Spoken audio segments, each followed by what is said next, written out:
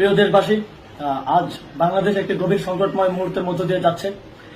এখন পর্যন্ত আমাদের প্রাপ্ত খবর অনুযায়ী আওয়ামী লীগ, ছাত্রলীগ, যুবলীগের সন্ত্রাসীরা গুলি করে কুপিয়ে প্রায় 30-এর অধিক শিক্ষার ছাত্র জনতাকে হত্যা করেছে এবং দিন শেষ হতে হতে এই সংখ্যাটা কোথায় গিয়ে দাঁড়ায় আমরা জানি না।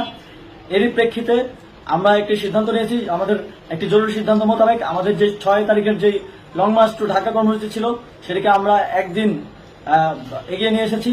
অর্থাৎ আগামীকাল 5ই অগস্ট সারা দেশের মুক্তিকামী জনতাকে ঢাকার উদ্দেশ্যে রওনা হওয়ার জন্য আমরা আহ্বান জানাচ্ছি।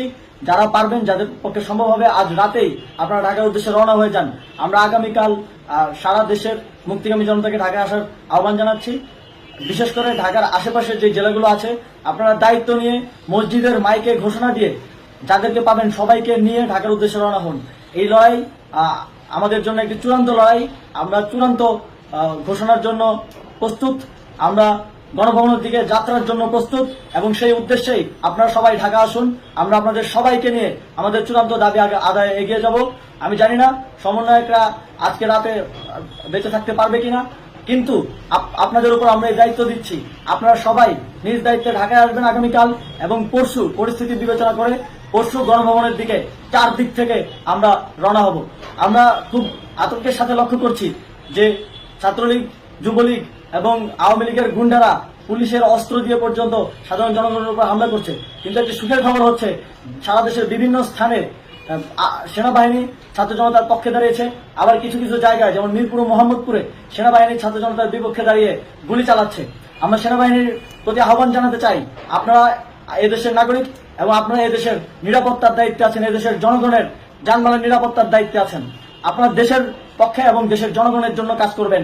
কোনো খুনি সরকারের জন্য, কোনো খুনি রাজনৈতিক দলের জন্য কাজ করবেন না। এটি এই দেশের জনগণ আপনাদের থেকে প্রত্যাশা করে।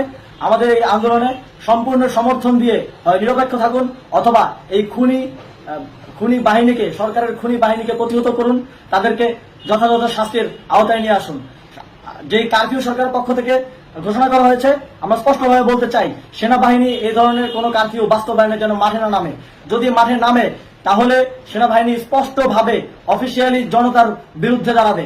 আমরা চাই না সরকারের এই ষড়যন্ত্র সেনাবাহিনী পাবিক। সেনাবাহিনীকে জনতার বিরুদ্ধে দাঁড়ানোর যে ষড়যন্ত্র সরকার রচনা করছে সেটিতে সেনাবাহিনী পা দিবে না, এই বিশ্বাস আমরা রাখতে চাই। আওয়ামী লীগ আজ সারা দেশে তাদের খুনি বাহিনীকে নামিয়ে দিয়েও ছাত্র জনতার প্রতিরোধের মুখে টিকতে পারেনি। রাজপথের পরাজিত শক্তি হিসেবে তারা সেনাবাহিনী সহ অন্যান্য বাহিনীকে আমাদের বিরুদ্ধে কাজে লাগানোর চেষ্টা করছে।